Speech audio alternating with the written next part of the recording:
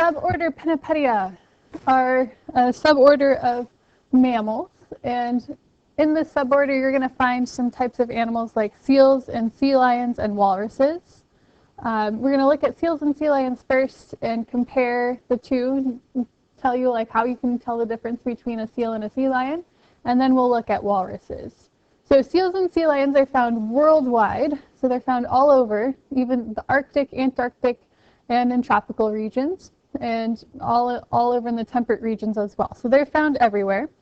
However, the walrus is only found in the Arctic, so it's only found at the North Pole.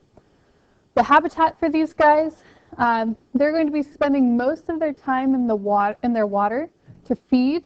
That's where they're going to find their food. But they do have to come up onto land to mate and to give birth, and then also to undergo molting, which is when they shed their fur every year.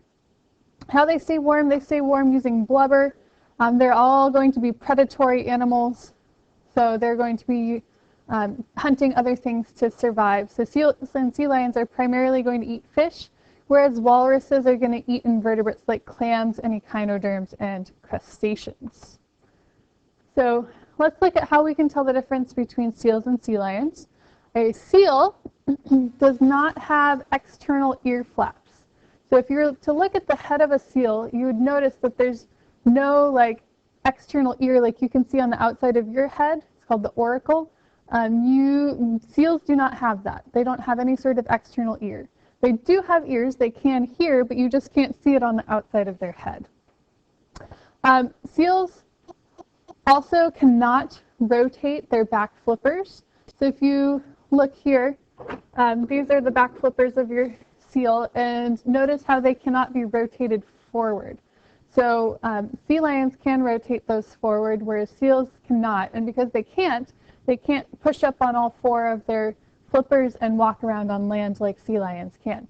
So seals are much less agile on land when compared to sea lions. When you look at their front flippers up here, in seals, those front flippers are much shorter and stumpier, whereas sea lions will have long and wing-like front flippers. And then the way that they swim in the water, seals are going to use their back flippers to swim, whereas sea lions will use their front flippers. So that's the seals. Here's your sea lions. Sea lions do have external ear flaps, so you can see, like, it's kind of hard, might be kind of hard to see in the picture, but sea lions have like little external ear flaps, and they're going to be using their front flippers to swim, and those front flippers are going to be much longer and more wing-like. So you can see here, that's one of the front flippers of the sea lion. Notice that it's much wider, longer, more wing-like. And then if you look at this picture on the right, you can see the back flippers. Those back flippers can rotate forward, so sea lions can push up on all fours and walk around on land, and they are pretty agile on land. And sea lions will swim with their front flippers. This is just a little marine biology joke for you. This says, that's the sealiest thing I've ever heard.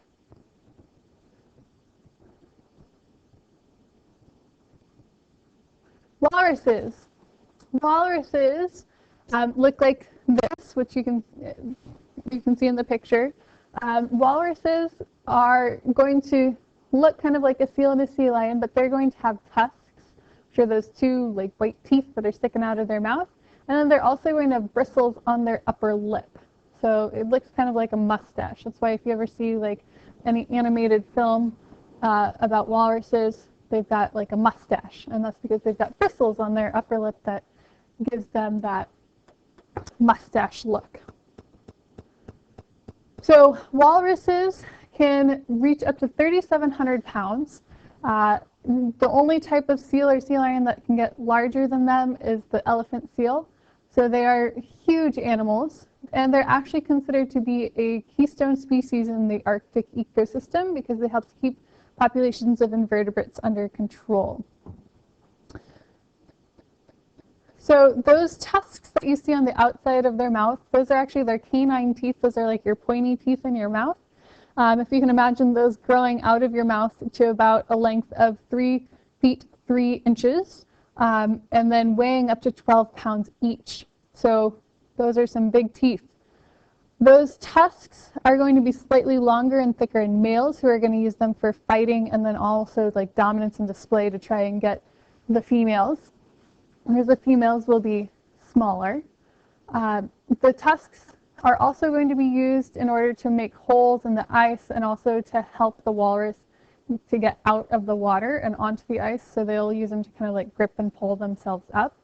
And then the whiskers, which you can see in the picture behind the text, those whiskers are actually very, very sensitive, and they can use those whiskers to help to find echinoderms or like clams and stuff that would be under the sand. So they're very, very good at finding things under the sand by feeling around with those whiskers. The skin of the walrus is very, very thick. Okay? Their skin can be up to 3.9 inches thick around their neck and on the shoulders of males. And then the blubber layer underneath that can be almost 6 inches thick. So you can get almost 10 inches of just skin and blubber in a walrus, which is kind of cool. The walrus is also going to have an air sac in its throat that can act like a flotation bubble. And so they can actually sleep in the water and inflate that little bubble and then just like sleep and have their head above water so they can breathe, but still be in the water and be cool. Their predators are going to be the orca and the polar bear. Some of the local pinnipeds that we'll see in California, which is where Oaks is located, is going to be the California sea lion that's located here year-round. You can find them all over the place.